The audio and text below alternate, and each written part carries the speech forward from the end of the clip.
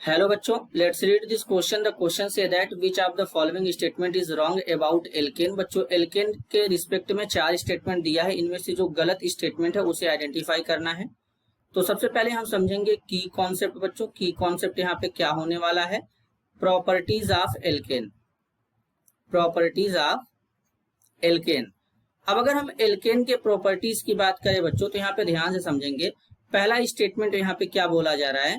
They are all saturated hydrocarbon. जो alkane होते हैं बच्चों, उनको सेचुरेटेड हाइड्रोकार्बन कहते हैं। सभी एल्केन सेचुरेटेड हाइड्रोकार्बन होते हैं, क्योंकि सेचुरेटेड हाइड्रोकार्बन ऐसे हाइड्रोकार्बन होते हैं जहां पे कार्बन कार्बन के बीच में सिंगल बॉन्ड होता है।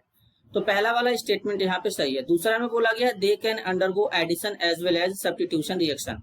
बच्चों, जहां पे सिंगल बॉन्ड होता है वो सब्स्टिट्यूशन रिएक्शन देते हैं, जैसे कि एल्केन।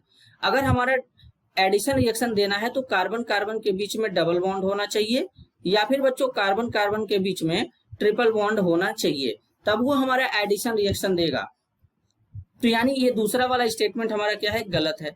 तीसरे वाले में बोला गया they are almost non polar in nature. बच्चों, जो एल्केन होते हैं ये नॉन पोलर नेचर के होते हैं, क्योंकि यहाँ पे कार्बन हाइड्रोजन बॉन्ड उतना ज्यादा पोलैरिटी नहीं होता है, और इनका जो डाइपोल मूवमेंट होता है वो क्या होता है? डाइपोल मूवमेंट जो होता है वो 0 होता है, जिसके कारण ये नॉन पोलर होते हैं। तो तीसरा वाला स्टेटमेंट यानी सी सही है। डी में बोला गया on complete combustion give out carbon dioxide and water. अब जैसे बच्चों हम यहाँ पे मीथेन लेते हैं। मीथेन एक टाइप का क्या है? एल्केन है।